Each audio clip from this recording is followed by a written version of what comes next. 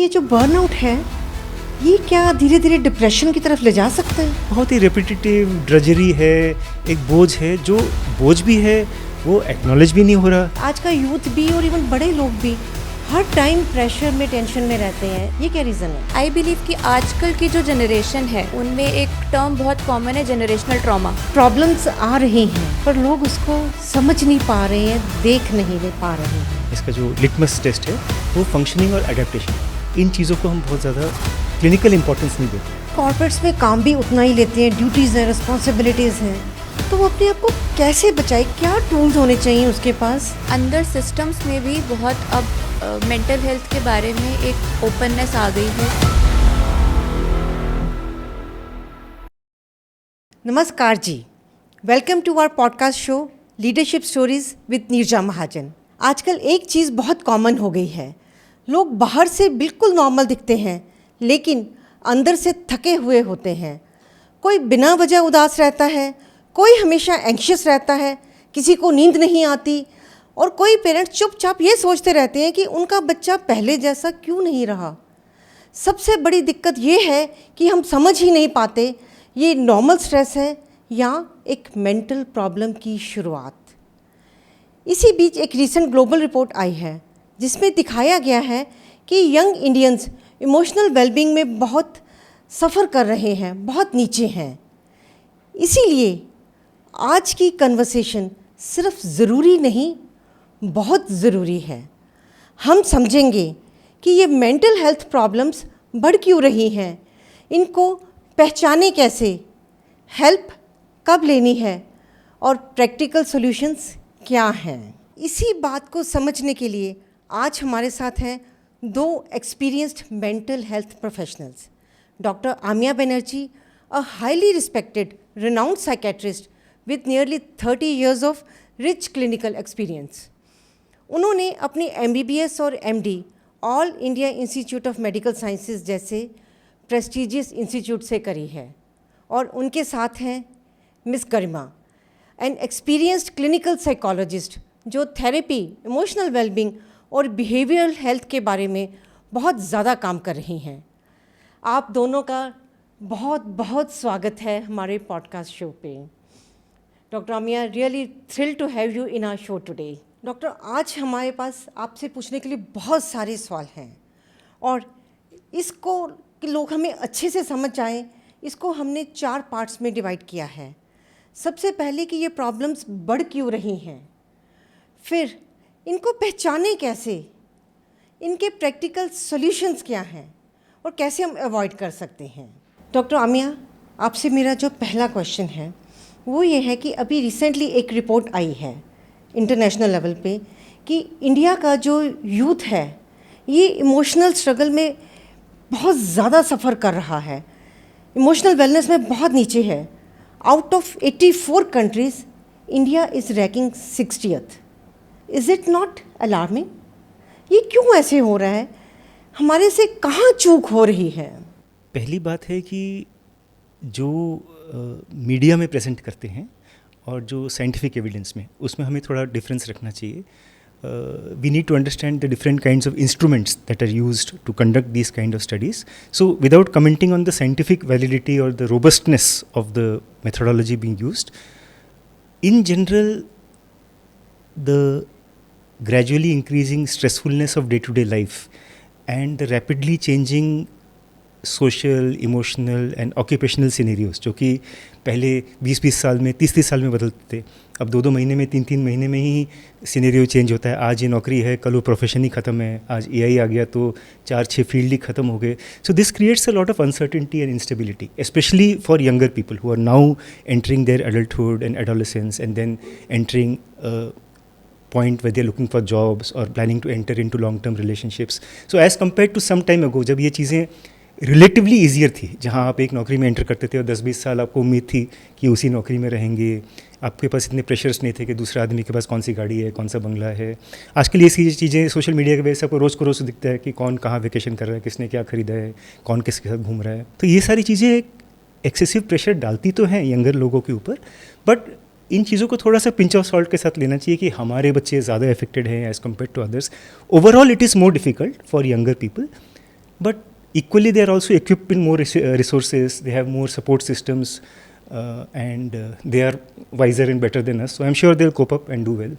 ऐसे कोई बहुत ही ग्लूमी या ब्लिक सिनेरियो की बात जैसा नहीं रिपोर्ट्स में दिखाया गया है। राइट सो बहुत अच्छे से बताया आपने। माने मुश्किल भी है, पर मुश्किल से जूझने की भी, जहाँ मुश्किलें आती हैं वहाँ रास्ते भी खुलते हैं, और they are very talented, they are very adept, बहुत यंग एज में काफ़ी मेच्योर हो जाते हैं, तो अपना रास्ता ढूंढ भी लेते हैं, नए नए रास्ते तरीके बना भी लेते हैं। ढूंढ तो लेते हैं, पर एक चीज़ जो मुझे पूछनी थी कि जैसे पहले ज़माने में लोग मेहनत ज़्यादा करते थे, but they were more resilient, इतना जल्दी घबराते नहीं थे।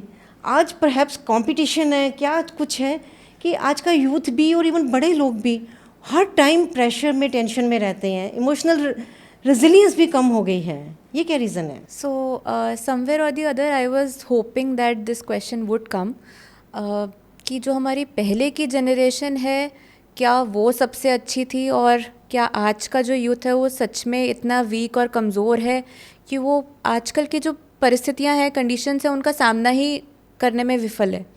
तो मेरा कहना मानना ये है कि पहले के टाइम पे भी चीज़ें थीं, बट उनके बारे में एक अवेयरनेस कम थी, समझ कम थी, हर चीज़ को अंडर द रग डाल दिया जाता था, नकार दिया जाता था कि ऐसी कोई दिक्कत भी है। Even not for mental health, I believe for physical health also it was same. जो आज डेवलपमेंट्स हुए हैं वो कहीं ना कहीं पहले नहीं थे, तो उसमें कंपैरिजन नहीं है कि मेंटल हेल्थ अभी भी पीछे है या फिज़िकल हेल्थ बेटर है या किस पे ज़्यादा ध्यान दें। आई बिलीव दोनों ही अपने चैलेंजेस से उभरे हैं, बट आई बिलीव कि आजकल की जो जनरेशन है उनमें एक टर्म बहुत कॉमन है, जनरेशनल ट्रॉमा।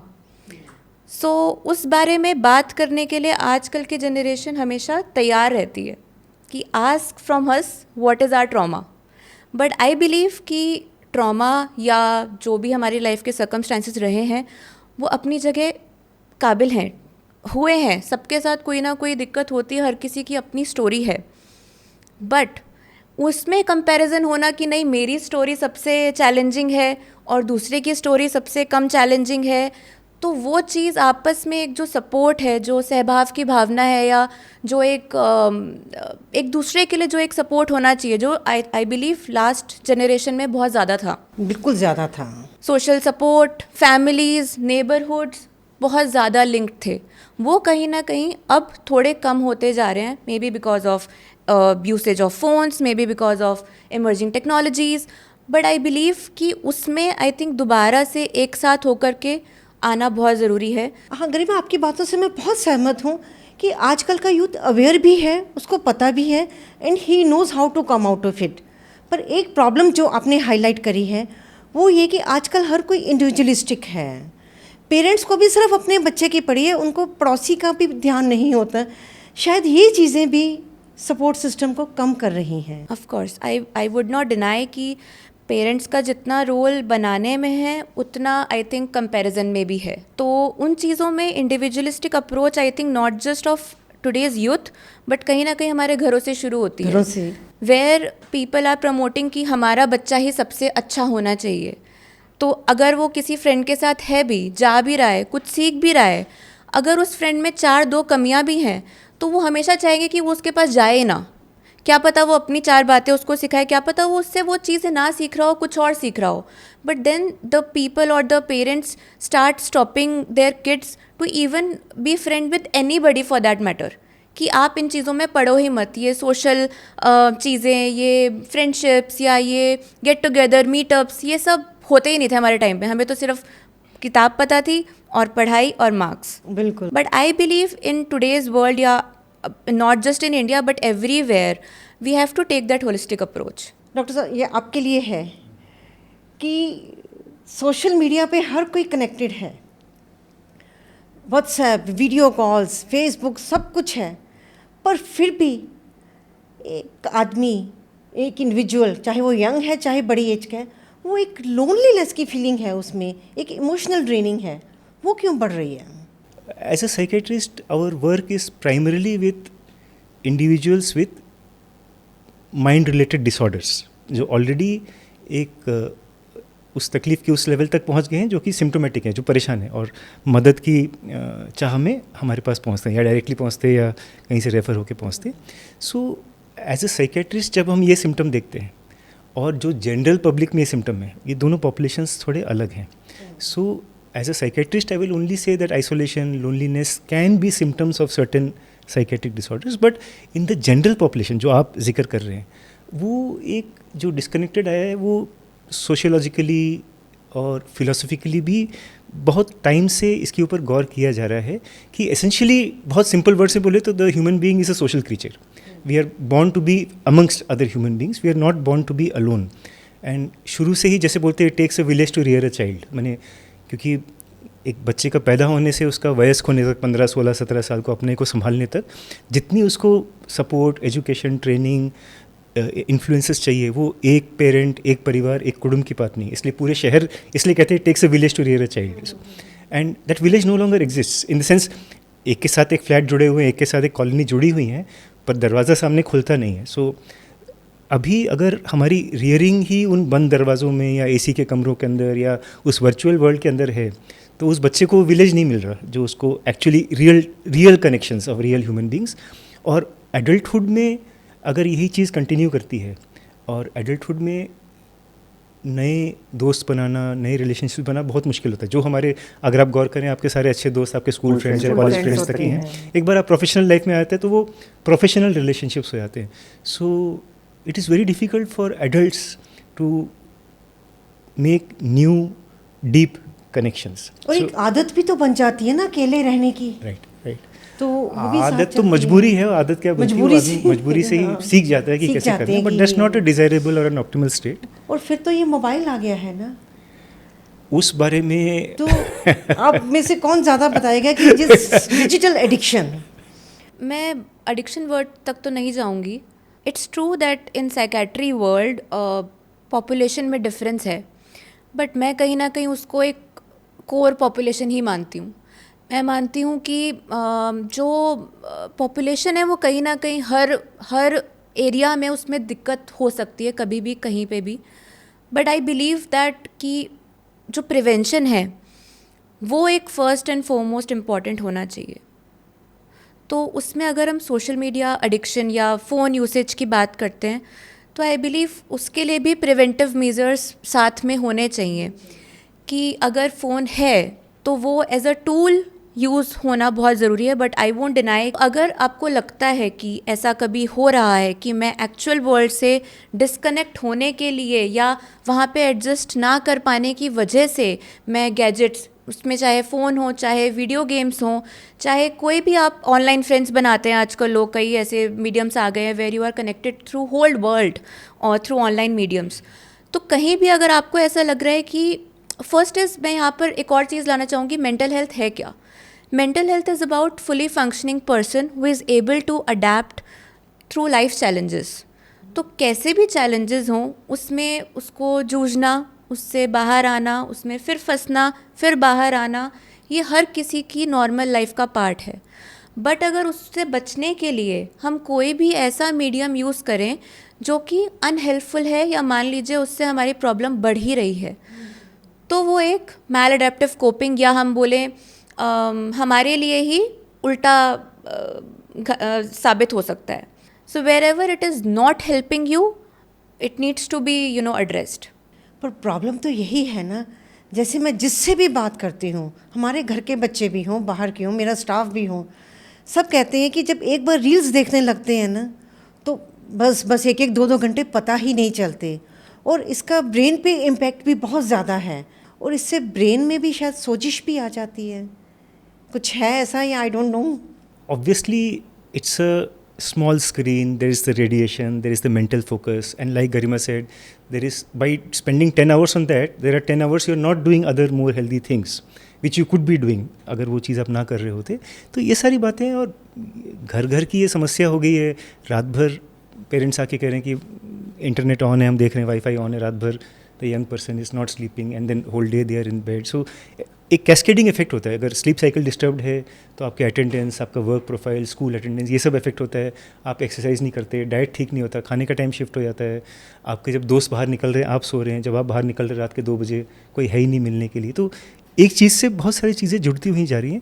देखिए प्रॉब्लम ये बहुत बड़ा है और बहुत लेवल्स पे आजकल गवर्नमेंट भी और एट अ पॉलिसी लेवल भी इसके ऊपर एक्शंस लिए जा रहे हैं। ना सिर्फ हमारे कंट्री में, हर कंट्री में ये प्रॉब्लम बहुत ही बड़ा हो चुका है।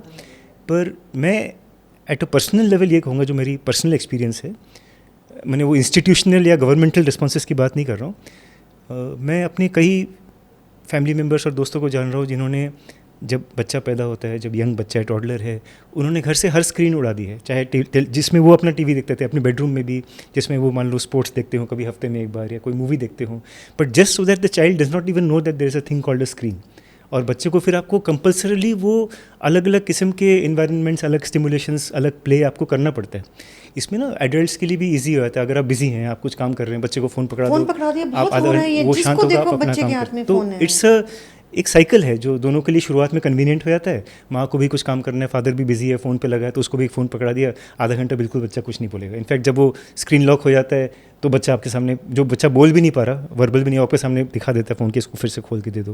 या कॉल आया तो एकदम स्वाइप करके कॉल काट देता है। उसको अभी तक हाथ से रोटी उठा के मुँह पर डालना नहीं आ रहा, पर लेफ्ट स्वाइप राइट स्वाइप करना बच्चा सीख ये गया। पता चल जाता है। So they have taken by their own initiative, they have removed all screens for the first 5 years. That also means इसको बोलते हैं वॉकिंग द टॉक। पर ये तो बहुत ही मुश्किल है आजकल। बिल्कुल तो बहुत आसान है, बहुत आसान है। It's मतलब just if you मदर्स को तो believe. मैंने देखा है, क्योंकि वो खुद बिजी हैं, वर्किंग है, तो बच्चों के हाथ में तो phone Sometimes her they time he also रहता है। think that phone is somehow improving their cognitive skills. और स्कूल्स में भी तो शुरू हो गए। तो सबको ये लगता है कि उसकी वजह से बच्चे में कुछ बदलाव आ रहा है या वो जल्दी सीख रहा है चीज़ें। हर तरह के पेरेंट्स हैं। बिकॉज देखिए इतना नॉलेज है कि न्यूट्रिशन क्या बेस्ट होना चाहिए बच्चे के लिए, या फिजिकल एक्टिविटी क्या होना चाहिए, स्विमिंग किस उम्र में सीखना चाहिए। आजकल संसाधन होने के वजह से we can afford for our children and we all want the best. So there are many families who are mindful of this and the evidence is clear out there. Adults के लिए screen time can be debated, but infants, toddlers के लिए screen is, the brain is not yet developed to handle that kind of input, and because they are seeing faces and interactions on the screen, they are not learning the neural systems to develop interpersonal. But again वो responsibility I think parents के ऊपर ज़्यादा है, क्योंकि उनको पहले अपना usage I think कम करना होगा और बच्चे के साथ टाइम स्पेंड करना आई थिंक इम्पॉर्टेंट होगा, तब ये तभी चीज़ चीज़ हटेगी। क्योंकि हमारे पास ही एक नेबर में है एक बच्चा जो पहले शायद बाहर किसी कंट्री में था, इतना ज़्यादा मोबाइल यूजेज से उसका ब्रेन कहते हैं कि फ्रीज़ हो गया, वो बहुत कम बोलता है, करता है। शायद बहुत सिवियर प्रॉब्लम है, पर आ तो रही है ना ऐसी प्रॉब्लम्स। मैं सिर्फ इतना कहूँगा कि अगर कोई एक्सेसिव यूज़ हो रहा है कई घंटों का, तो वो टाइम है जब आप और कुछ अपने लिए ही बेहतर कर सकते थे। Not just productive as in learning something in your education और वर्क, बट कोई हॉबी, कोई इंटरेस्ट, कोई शौक, कोई म्यूजिकल इंस्ट्रूमेंट, कोई गार्डनिंग, कोई माउंटेन क्लाइंबिंग, कोई म्यूजिक, बर्ड वॉचिंग, कुछ भी तो आप कर सकते थे, जो आप बाहर निकलते, 4 लोगों से मिलते, आपके रिलेशनशिप्स बनते। बहुत ही आपने बड़े अच्छे ढंग से आपने ये चीज़ें बताई हैं। अब हम चलते हैं नेक्स्ट लेवल पे, नेक्स्ट स्टेज पे, कि प्रॉब्लम्स आ रही हैं पर लोग उसको समझ नहीं पा रहे हैं, देख नहीं पा रहे हैं। Since I come from corporate world, तो मैं कॉर्पोरेट वर्ल्ड की एक प्रॉब्लम आपसे डिस्कस करना चाहूँगी। जैसे आजकल किसी से बात करो, मतलब नॉट बहुत ज़्यादा, पर काफ़ी लोग हैं कि मैंने जैसे पूछा कैसा चल रहा है, बहुत अच्छी जॉब है, बच्चों की एडमिशन अच्छे स्कूल में हो गई है, फैमिली इज़ गुड, पर थोड़ा और बात करने से पता चलता है कि अंदर एक होपलेसनेस की फीलिंग है, एक खुशी नहीं है, कुछ समझ ही नहीं आ रहा कि क्या हो रहा है। डॉक्टर आमिया, आप ये बताइए कि ये चीज़ कब स्ट्रेस है और कब हम इसको आइडेंटिफाई करें कि ये कोई डिप्रेशन की शुरुआत है? इसका एक ही जो टच स्टोन कहते हैं, इसका जो लिटमस टेस्ट है, वो फंक्शनिंग और अडेप्टेशन है। तो if a person is able to function, and not only in work, by functioning I don't mean only productive functioning or work related functioning across all domains, which means emotional functioning, personal functioning, our hobbies, our interests, वो सब चीज़ें हम उस तरह से बना पा रहे और रख पा रहे जैसे हम एक बैलेंस पे चलते थे। तो इन चीज़ों को हम बहुत ज़्यादा क्लिनिकल इंपॉर्टेंस नहीं देते, but when functioning starts getting affected, and that includes what we call biological function, जिसको मैं थोड़ा सा विस्तार में बताना चाहूँगा. Biological functions include things like sleep, appetite, weight, motion, sexual function, which are more physically and physiologically determined. तो जब ये फंक्शंस इफेक्ट होने लगते हैं तो वो हमें क्लियर निशानी है, इंडिकेशन है कि हमारे जो बायोलॉजिकल सिस्टम्स है, जो हम ब्रेन में ही अंदर कुछ चेंजेस आने शुरू हो गए हैं जो कि इन बेसिक बायोलॉजिकल फंक्शंस को अफेक्ट करना शुरू कर दिया है. So like I mentioned, I'll just repeat again, these common things are which we can easily see and observe in ourselves or in our family members. Changes in sleep, either less or more than usual. Appetite and weight changes, again less or more than usual. And changes in our basic routines like motion, urine, periods. These are all controlled by very complicated physiological systems. थोड़ा सा बताएंगे doctor कि brain में कौन से chemical, हल्का सा मतलब सिंपल टर्म्स में, अगर, क्योंकि मैंने भी बहुत सुना है पर पता नहीं है इसका. फर्स्टली सिंपल बात नहीं है, ये बहुत ही कॉम्प्लिकेटेड चीज़ है और इतनी कॉम्प्लिकेटेड चीज़ को बहुत सिंप्लीफाई करने से भी उसका मतलब कम हो जाता है. और वास्तविक बात यह है कि इसके बारे में बहुत कुछ जानकारी अभी साइंस को है भी नहीं. मैंने बहुत चीज़ों के बारे में जान रहे हैं और बहुत चीज़ों के बारे में काम चल रहा है अभी. मैंने इतनी कॉम्प्लेक्स और उलझा हुआ चीज़ है कि उसके बारे में रोज़ पर रोज़ हम सीख ही रहे हैं. ऐसे नहीं कि हम सब कुछ जान रहे हैं. तो ये भूमिका के बाद कि कोई सिंप्लीफिकेशन हम उस चीज़ का कर रहे हैं कि बहुत ही जो जटिल चीज़ है. तो अभी मैं केमिकल्स की बात नहीं करूँगा, पर ब्रेन में कई सारे रीजन्स और सर्किट्स हैं, कई सारे एरियाज़ हैं जो अलग अलग फंक्शन को बहुत ब्रॉडली कंट्रोल करती है. मैंने ऐसे नहीं कि बहुत स्पेसिफिक है कि ये सर्किट स्लीप का है, ये सर्किट एपेटाइट का है, but clearly we can demonstrate changes in दो सर्किट्स. एंड वो सर्किट, जैसे आपके इलेक्ट्रिकल सर्किट मानते हैं तो वो इलेक्ट्रिक करंट पे चलते हैं, तो हमारे ब्रेन के सर्किट्स उन केमिकल्स पे चलते हैं जिनका आप जिक्र कर रहे हैं. बट वो 1, 2, 5, 10 नहीं है, वो 1500, 2000, 2500 केमिकल्स हैं और वो अलग अलग एरिया में अलग अलग काम करते हैं. तो इट्स एक्सट्रीमली कॉम्प्लिकेटेड. बट अगर वो बहुत ही सोफिस्टिकेटेड सिस्टम जिसके अपने इतने चेक्स एंड बैलेंसेस हैं अपने आप को सुरक्षित रखने के लिए, अगर वो सिस्टम ही फेल करने लगता है जिससे कि हम वो चेंजेस देखना शुरू करते हैं जो मैं आपको जिक्र किया, इसका मतलब अंदर से ऑलरेडी काफ़ी कुछ चेंजेस आ चुके हैं और वो फिर क्लियरली हमारे डोमेन में, साइकेट्रिक डोमेन में बात आ जाती है. पर वो क्यों चेंज होते हैं? Very good question. Again, very complicated question. No simple answer. I'll try to simplify without making it so simple कि inaccurate हो जाए. मैंने ज़्यादा simplify करने से गलत ही हो जाता है. So it's a two-way interaction. कुछ लोगों में उस problem के होने की एक vulnerability है. They are more prone than others to develop that problem. That vulnerability might be genetic. That vulnerability might be coming from their during the time जब उनकी birth हुई या जब उनकी मदर प्रेग्नेंट थी या अर्ली चाइल्डहुड डेवलपमेंट में. That vulnerability might come from early childhood experiences, psychological and emotional experiences. But net जब तक वो पर्सन एडल्ट हुआ है तो उसमें कुछ चीज़ों के होने की ज़्यादा प्रोबेबिलिटी आ गई because of that experience which past experience. और like I said, it could be genetic, it could be for example substance abuse, for example head injury. ऐसे अनगिनत चीज़ें हैं जो उस पर्सन को वल्नरेबल कर देती है.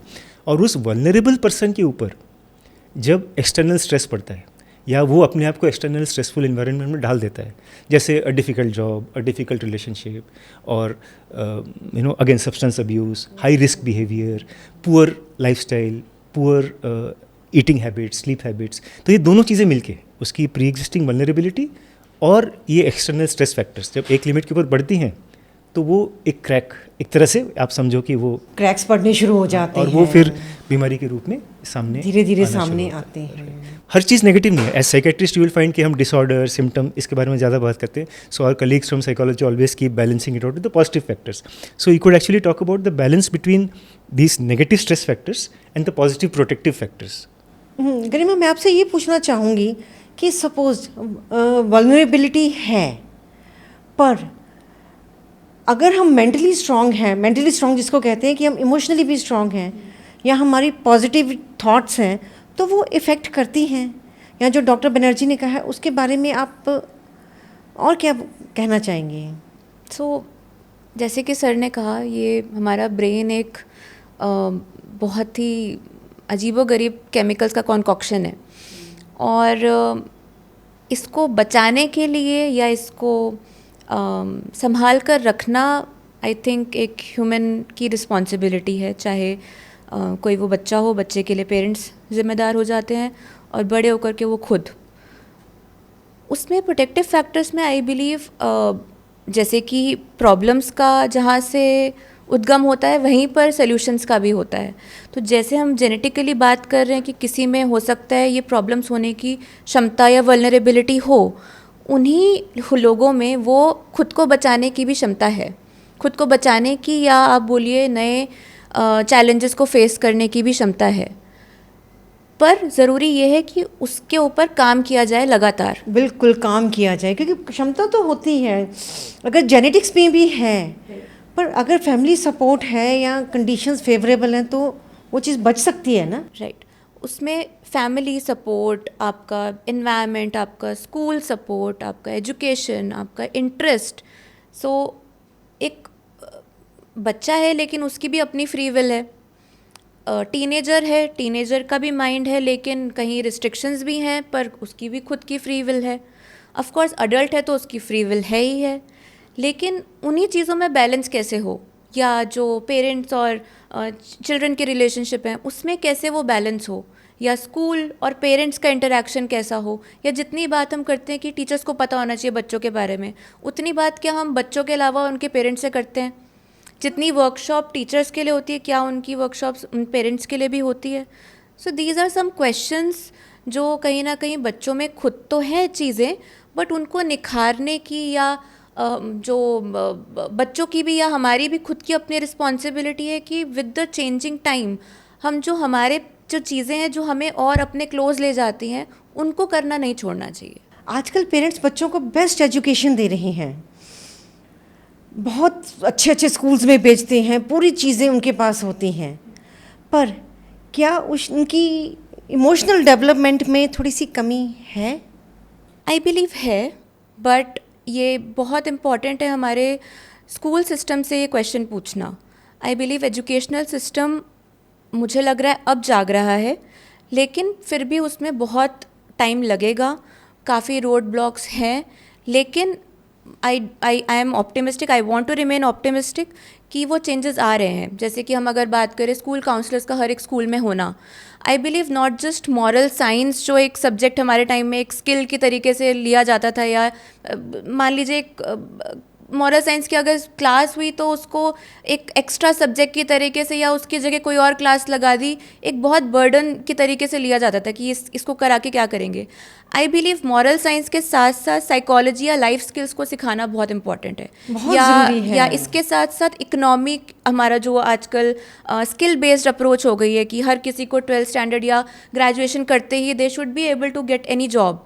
सो आई बिलीव उसमें EQ होना भी बहुत ज़रूरी है। EQ जो हमारा इमोशनल क्वेश्चन है उस पर डेवलपमेंट होना बहुत ज़रूरी है। बिल्कुल, मैं इसी पे आ रही थी कि इस टाइम पे सबसे ज़्यादा ज़रूरत है इमोशनल इंटेलिजेंस का आना, क्योंकि मैं भी कॉर्पोरेट्स वगैरह में इमोशनल इंटेलिजेंस के बारे में काफ़ी बताती हूँ, तब रियलाइज़ होता है कि ये चीज़ बचपन में ही आनी चाहिए होती है। आजकल फैमिलीज़ छोटी हैं, तो अगर बचपन में घरों में नहीं सीखा तो नहीं आता। मैं यही भी बताना चाहूँगी कि आजकल जैसे मैं कई बार स्कूल्स में भी बात करती हूँ, फ्रेंड सर्कल में ही, कहीं मैं स्कूल्स में वैसे नहीं जाती ज़्यादा।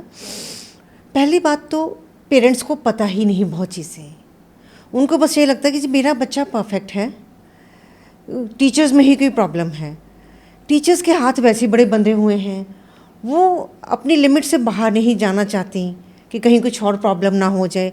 फिर टीचर्स को भी जैसे इमोशनल इंटेलिजेंस हो गई, EQ हो गया, या जो आजकल की ये प्रॉब्लम्स हैं, या मेंटल रेजिलियंस कैसे आनी है, सबसे बड़ी बात है ये टीचर्स को भी नहीं पता, तो बच्चे में कहाँ से आ जाएगी ये चीज़? थोड़ा सा हम इसको बहुत जनरलाइज कर रहे हैं, and teachers I think are well equipped, but कहीं ना कहीं अगेन सिस्टम की बात करें, मैं हर चीज़ सिस्टम पे बोल रही हूँ, बट कहीं ना कहीं सिस्टम में पॉपुलेशन में अपना सारा इतना बर्डन है, लेकिन कहीं ना कहीं टीचर्स के लिए भी कोई ऐसी एक्टिविटीज़ नहीं होती हैं। हम उनसे एक्सपेक्ट कर रहे हैं कि वो दें, लेकिन हम क्या टीचर्स के लिए कोई ऐसा प्रोग्राम करते हैं where they can live and freely breathe, कि जहाँ पर कोई एक दिन उनके लिए हो जहाँ पे may be except for these kitty parties या इसके अलावा कोई और चीज़ हो जहाँ पर उनके लिए ही, उनकी मेंटल हेल्थ के लिए कोई हम काउंसलर्स रखते हैं या नहीं? बच्चों के लिए तो करते हैं वो सब चीज़ें, लेकिन I believe not just kids but every population, Everyone her needs किसी it. का राइट है, चाहे वो किसी भी पॉपुलेशन या किसी भी स्टेटा में आ रहा हो हमारी सोसाइटी के। तो there comes accessibility and easy accessibility. नहीं बिल्कुल ठीक है, क्योंकि सबको हम भी तो सीखते हैं टीचर्स के, अब अदरवाइज किसी के पास टाइम नहीं है। ये तो स्कूल्स की, ऑर्गेनाइजेशंस की, कॉर्पोरेट्स की रिस्पॉन्सिबिलिटी है ना कि इस चीज़ को ज़्यादा ट्रेनिंग ज़्यादा दी जाए इसमें, बट हर अगेन लेवल हर पे। इंडिविजुअल अपने लेवल पर बहुत कुछ कर सकता है। कई स्कूल्स में मैंने वर्कशॉप करी है, तो वहाँ पर हम क्वेश्चंस पूछते हैं टीचर्स के लिए कि आप क्या करते हैं।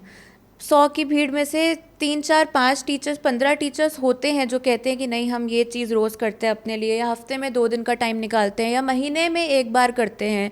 बट हाँ, मोस्ट ऑफ द पॉपुलेशन कहते हैं कि नहीं हमें टाइम ही नहीं मिलता। बट उन्हीं में 15-20 लोग हैं जो स्टिल बार बार 1 महीना, 2 महीना, 2 महीने में कोई एक बार कोई चीज़ जो सिर्फ आपके अपने लिए हो। ये बहुत ज़रूरी है। ये मैं सब लोगों को कहना चाहूँगी, थोड़ा सा अपने पे काम करना बहुत ज़रूरी है। कौन सी चीज़ें हमें खुशी देती हैं, कौन सी हमारी हॉबीज़ हैं, जितने हम मर्ज़ी बिज़ी हो जाएं, थोड़ा सा टाइम हमें अपने लिए, अपनी मेंटल हेल्थ के लिए, फ़िज़िकल हेल्थ के लिए, अपनी हॉबीज़ के लिए निकालना ही है। अब एक और बहुत आजकल का जो इशू चल रहा है, आजकल कॉर्पोरेट्स की एक और बहुत बड़ा इशू है।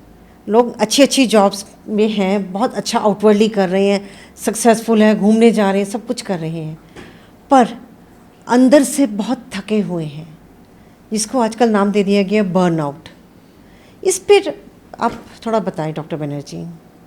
The fundamental problem, I am not speaking as a professional, but as a person with some opinions of my own. This is not a professional or expert opinion.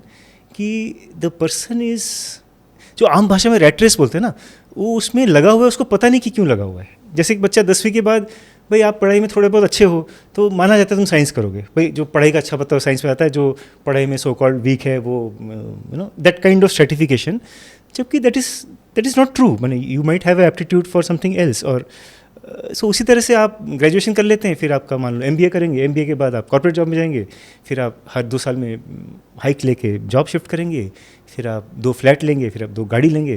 But nobody is stopping and asking himself और his near and dear कि is this really what I want to be doing, और are my priorities otherwise, would I want to earn a lakh less but spend 2 weeks more on vacation with my family or children, or work 2 hours less and get that time with my children to take them out for football or play with them. वो सवाल ही कोई अपने आप को पूछता नहीं है, और आप माइंडलेसली उस होड़ में लगे रहते हैं, और एक पॉइंट के बाद वो इंटरनल कॉन्वर्जेशन हुआ ही नहीं है कि ये मैं रोड पे तो बहुत तेज़ी से भाग रहा हूँ, पर आप मुझे गाड़ी लेके किसी भी रोड पर भगा रहा हूँ तेज़ी से 100 की स्पीड में, पर गाड़ी के निकलती हो तो मैं सोचूंगा मुझे गुड़गांव जाना है या नोएडा जाना है, रोड बिल्कुल अलग है।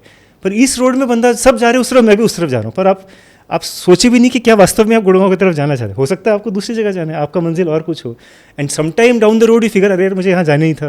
Bye the time you are so committed, you already travelled 100 kilometres, फिर आप सोचते, सब लोग बोलते चलो इसमें तुम्हें तरक्की भी मिल रही है, तुम्हें प्रमोशन मिल रहा है, तो लगे रहो इसी में। मतलब चाहिए क्या वो नहीं उसको पता। क्या चाहिए, हाँ। मुझे और मेरे नियर एंड डियर क्या चाहते हैं, बस वो देखें सब लोग वो कर रहे हैं, उसको मान्यता दी जा रही है, तो हम भी उसी रोड में निकल जाते हैं। वो रोड कहाँ जा रही है उनको पता ही नहीं है, मंजिल क्या है, फिर वहाँ पहुँच के लगता है तो मेरी मंजिल ही नहीं, this is not where we want to go, we wanted to go there, but by then they have put in so much of their prime years and so much hard work and they have committed so much of themselves कि अभी कैसे पीछे होंगे। सो I think life एक कोई जो race है, तो मैं उसमें कहूँगी वो मैराथन जैसा है। मैराथन इज़ लाइक आप लंबी रेस है, और लंबी रेस में अगर आप हर स्टेप पर सारी जान लगाकर भाग देंगे तो फिर बहुत जल्दी चांसेस हैं कि आप एकदम थक के बैठ जाओगे। बट अगर आपको बहुत लंबा दौड़ना है तो उसमें आपको स्पीड भी कम करनी पड़ सकती है, आपको बीच में रुकना भी पड़ सकता है, आपको 2 ग्लास पानी के भी पीने पड़ सकते हैं।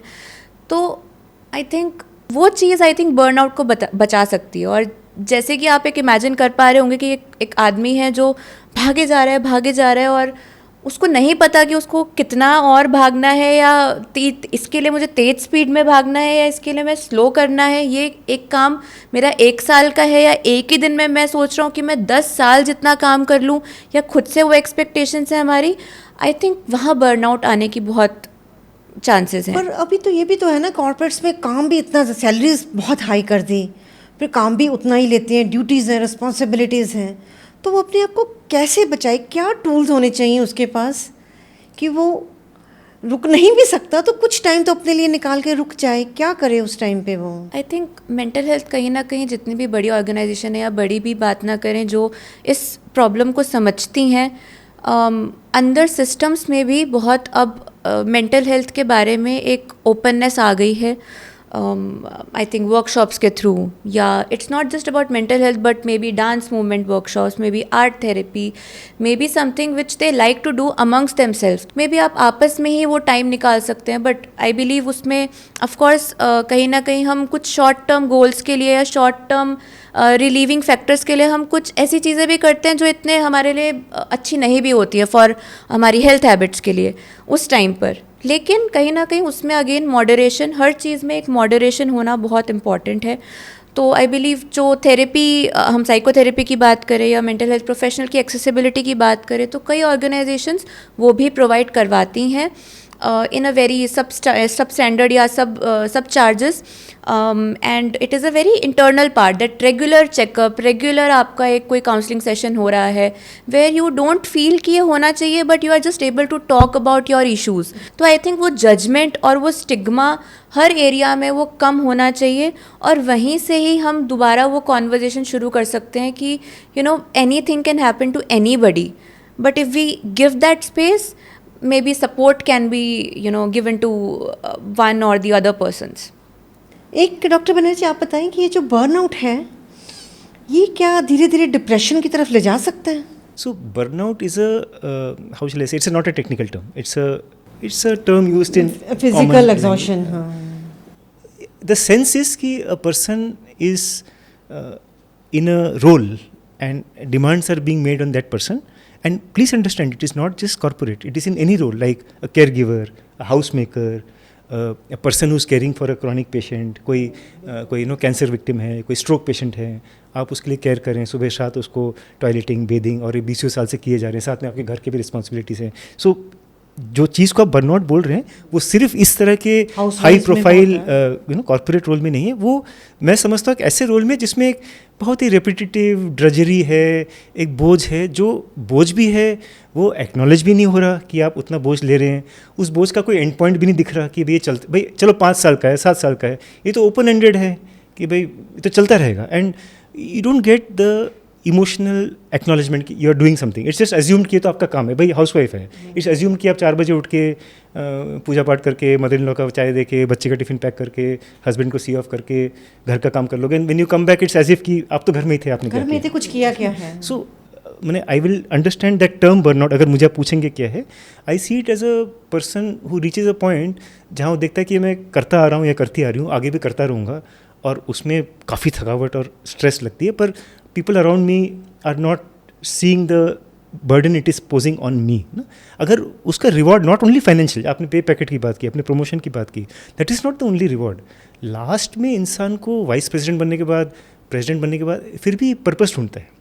तो मैंने eight the end of the day just being super successful in your profession is not enough to feel a sense of purpose. Here come purpose is so important. तो वो सारी चीज़ें अगर नहीं मिल रही, और पैसा चलो एक चीज़ है, बहुत इंपॉर्टेंट चीज़ है, उसके बिना दिक्कत आती है, पर ऐसा नहीं कि उसके साथ सब कुछ सॉल्व हो जाता है. So you do make a lot of money, you do get a lot of status, lot of appreciation in certain circles, but at the end of the day मैंने what's in it for me, what more, मैंने इसके बाद क्या है, इसके आगे अभी क्या है. एक और प्रमोशन, एक और लाख, एक और कार, एक और विला, बट व्हाट, मेरे पास ऑलरेडी 4 हैं, 5वें एट अ टाइम एक ही कार में बैठोगे ना, 5 कार में एक साथ छोड़ने बैठो.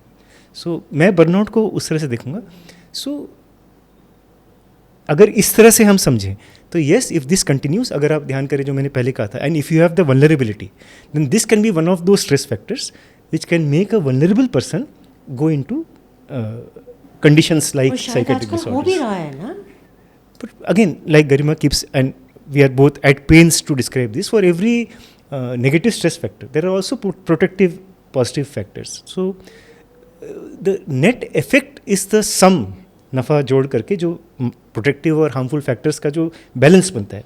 सो sometimes you have to work hard, sometimes एक फेज ऑफ लाइफ है बच्चों के लिए, फैमिली के लिए, you have to make career compromises, and you have to reduce time at home and spend less time in hobbies और pleasurable interest, तो कभी कभी एक्स्ट्रा जोर लगाना पड़ता है। जैसे मैराथन की बात की थी, कोई एक स्ट्रेच होगा जिसमें आपको वो पेस मेंटेन करना है, चाहे आपको थकावट भी हो रही है, आपको प्यास भी लग रहा है, पर आपको पता है ये पैच जो है, ये 15 किलोमीटर जो है मुझे दौड़ना ही है, क्योंकि ये अभी धूप इतना नहीं है, कोर्स साफ़ है, तो अभी खींच लो इसको ना। तो वो टाइम एक कैरियर में मान लो 25 से 35 तक आप खींचते हो उस चीज़ को, पर आप उसी तरह से 35 to 45, 45 to 55 भी खींचते रहोगे तो वो नहीं हो पाएगा। अगर आपने 10 किलोमीटर खींचा है तो 10 किलोमीटर रेस्ट भी करना पड़ेगा, उसके बाद आपको स्लो डाउन भी करना पड़ेगा। सबसे इम्पोर्टेंट 10 किलोमीटर दौड़े हो तो 10 किलोमीटर रेस्ट भी करना है। वो रेस्ट लेने का शायद किसी के पास आजकल टाइम ही नहीं है ना। करते हैं समझदार लोग, it depends on the role models you have, it depends on the people you idealize. इसमें और मेंटर्स का कितनी काफ़ी परसेंटेज है, करते कम है। It depends on the people you look forward to और the people you want to emulate, या आपके लाइफ में आपके सीनियर पोजीशंस में ऐसे लोग हैं जो इसमें ना सिर्फ बोलने से या वर्कशॉप करने से उससे नहीं होता। You have to, somebody has to walk the talk for you. इसमें अगर हमें समझ आ जाए कि हम लाइफ से चाहते क्या हैं, अगर ये चीज़ थोड़ी सी आ जाए कि मुझे कहाँ तक पहुँचना है, तो थोड़ी पीसफुल शायद हो जाए लाइफ ना। इसका कोई अदरवाइज कोई एंड नहीं है। बिल्कुल, बहुत अच्छी बात कही आपने। कॉन्टिन्यूस री looking, that should be done.